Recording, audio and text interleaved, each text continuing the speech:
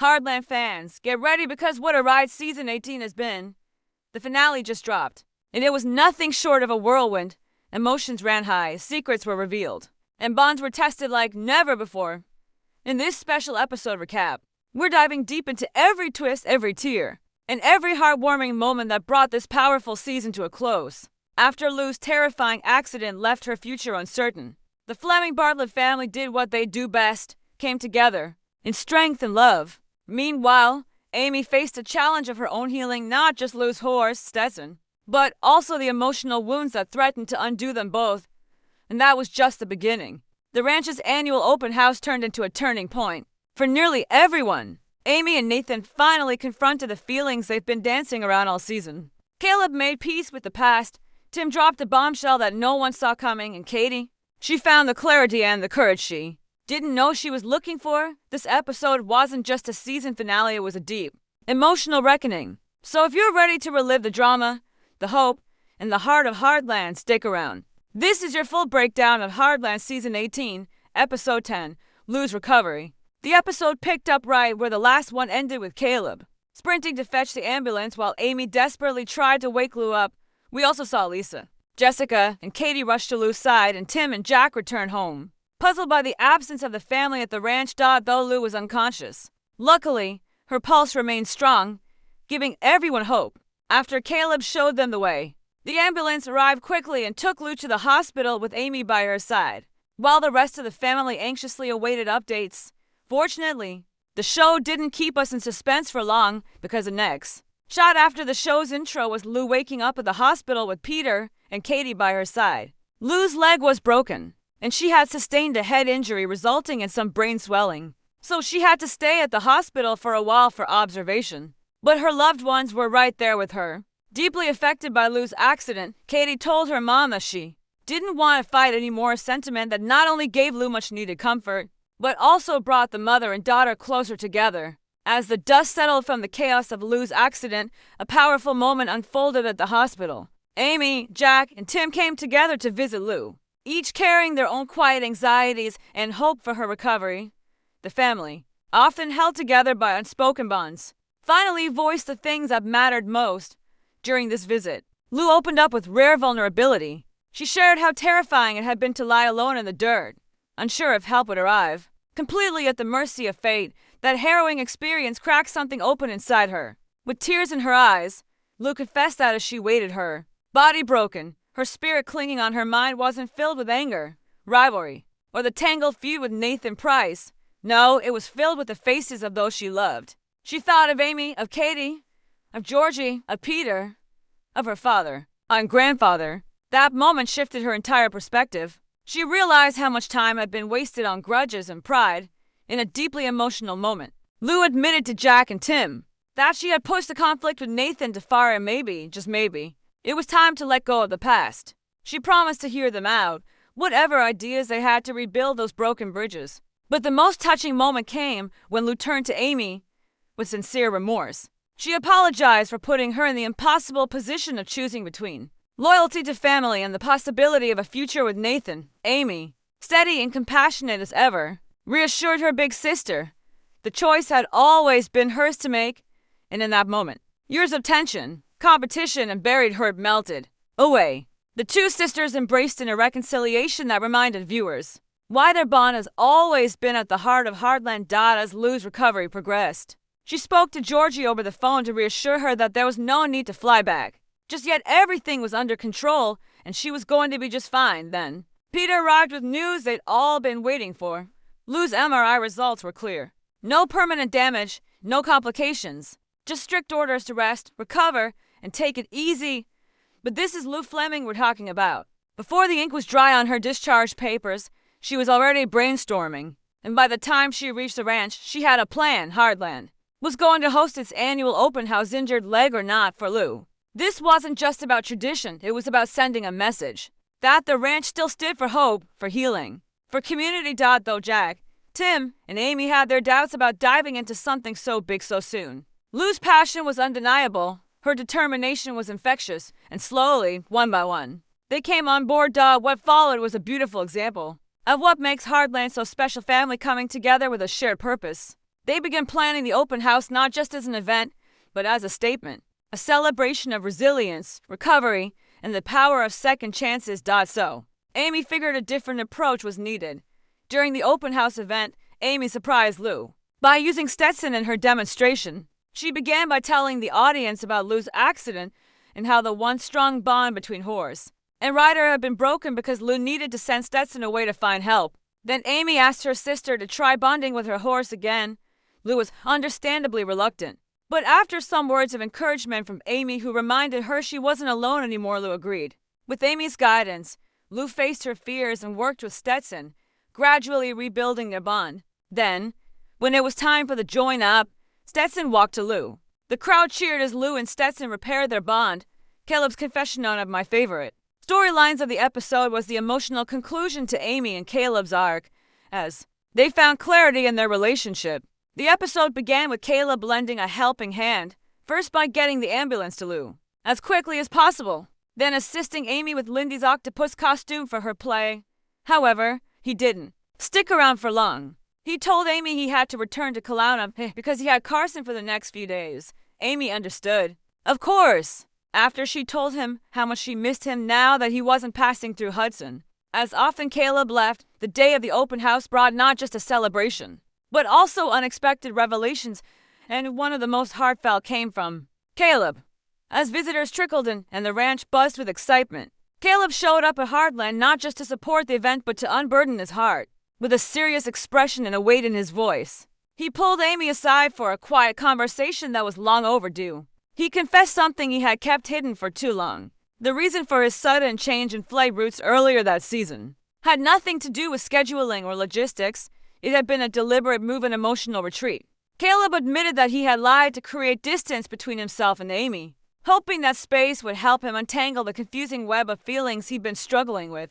He didn't want to get in the way of Amy's journey, nor did he want to risk making a mistake rooted in nostalgia or unresolved emotion. But that time apart had given him something unexpected: clarity. He realized that while Amy would always be important to him, he had to let go of the past to move forward with his future.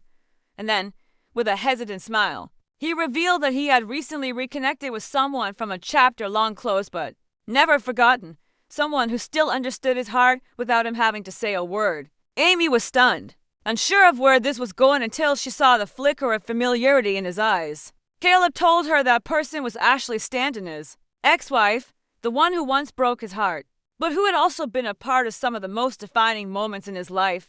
He wasn't sure where things would go, but something about it just felt right. Later that day, Heartland fans were treated to one of the episode's sweetest surprises, Ashley herself arriving at the open house.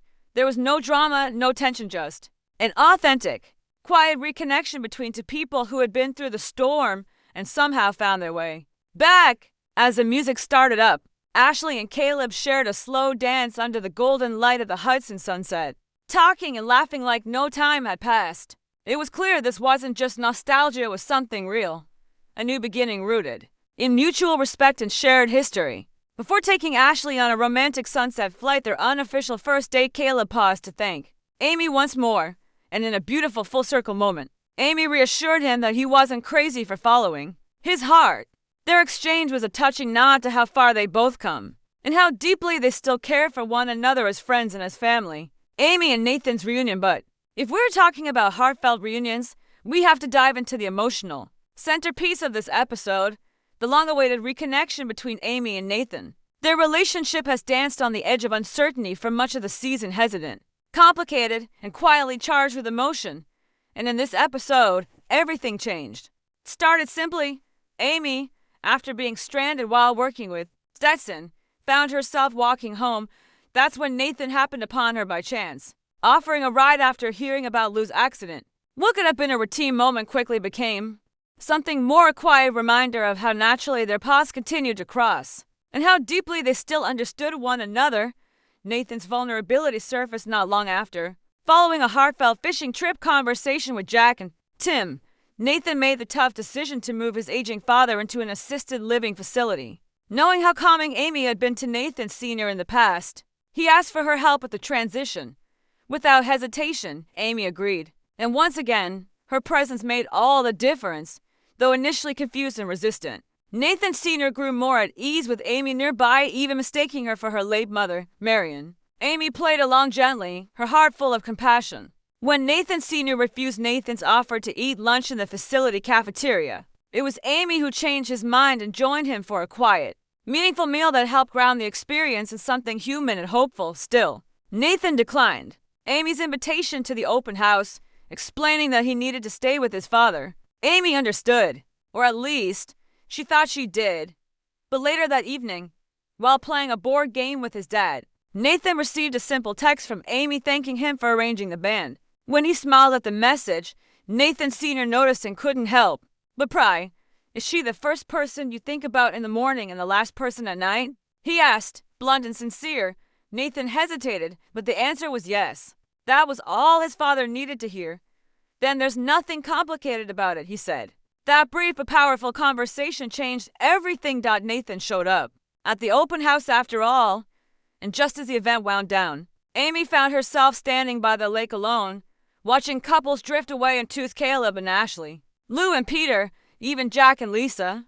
She felt the weight of solitude pressing on her, the sting of unresolved feelings quietly surfacing. And then, she wasn't alone. Nathan approached, hesitant at first but driven by something real. He told her plainly, emotionally, that staying away was no longer an option, that he loved her. And Amy, eyes wide with both surprise and relief, said it back. Their kiss was tender, quiet, and filled with the kind of emotion that only builds over time. It was more than just a romantic moment. It was a culmination of trust, of healing, and of the people finally allowing themselves to want something more. Still, the moment wasn't wrapped in a perfect bow. After the kiss, Amy looked at Nathan and asked, "What are we going to do about this?" It was a question layered with meaning, because their love, while real, was happening within a complicated world of family, grief, and responsibility. So, while this episode gave us the connection we've been hoping for, it also left the door open for more growth, more challenges, and more moments of truth if the show returns for another season. A new rival. It looks like balancing family loyalty with his love for Amy will be especially true for Nathan next season, because this episode introduced a new complication for Price, Beef, and Heartland's tentative truce, and, therefore, for Nathan's relationship with Amy. During this episode, we saw a new player enter the fold with the arrival of Nathan's estranged older sister, Gracie. Gracie's reappearance was unexpected and unwelcome, as it came just as Nathan was settling their father into an assisted living facility. She arrived with an air of authority that quickly signaled her intention to shake up the status quo. As a new co-owner of Price Beef, courtesy of their father's power of attorney, kicking in, Gracie wasted no time asserting her influence. It was clear that she intended to have an equal say in all major decisions regarding the family. Business decisions Nathan had largely been making on his own. Her first concern was Nathan's dealings with Heartland. Gracie didn't share his cooperative vision for working with Heartland Beef. Seeing it as making a deal with the competition, she also accused Nathan of being sweet on Amy.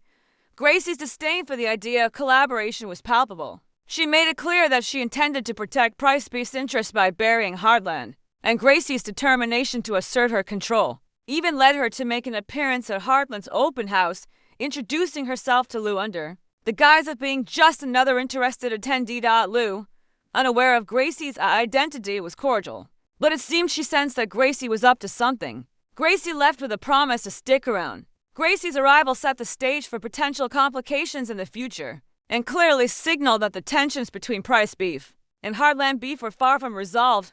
For a while now, Tim has been grappling with the decision of whether to pursue the high-profile rodeo announcing job. That would take him away from home for a significant amount of time, or to stay grounded at Heartland, close to his family. And this episode was no different. Although he had already accepted the job, Tim managed to postpone the start date of his new gig to prioritize Lou's recovery. After her accident, however, the reprieve only gave him more time to weigh the enormity of the decision, especially after he received his schedule, and it became clear that the job was more demanding than he had initially thought, requiring him to be away from Heartland for weeks at a time. Jessica, ever supportive, encouraged him to follow his dream, assuring him they would make it work if the job truly made him happy. But Tim wasn't convinced, telling his wife that he was having cold feet due to the big changes that were bound to happen if he embarked on this new path. Tim then received an ultrasound photo from Shane, revealing that Shane and Chloe were expecting Tim's first grandson. the news struck an emotional chord, prompting Tim to reflect on what truly mattered to him. At the open house, Jack presented Tim with a bolo tie featuring Heartland symbol. As a gesture of pride and congratulations, Tim, in return, used the moment to share his surprising choice with Jack. Tim revealed that he had decided to turn down the rodeo gig in favor of staying closer to home and spending time with his family, emphasizing the importance of being present for his children and grandchildren, especially as they entered new stages in their lives. Later, when Jessica and Tim were dancing at the open house, he asked his wife if she thought he had made a mistake by turning down the new job, but she reassured him that he had made a tough call during a difficult time and reminded him that, if he ever changed his mind, it would be a decision for another day. Right now, they should revel in being surrounded by the people they love most in the world. Katie's choice for the final storyline of the episode. After weeks of feeling like she didn't belong at Heartland and contemplating a fresh start in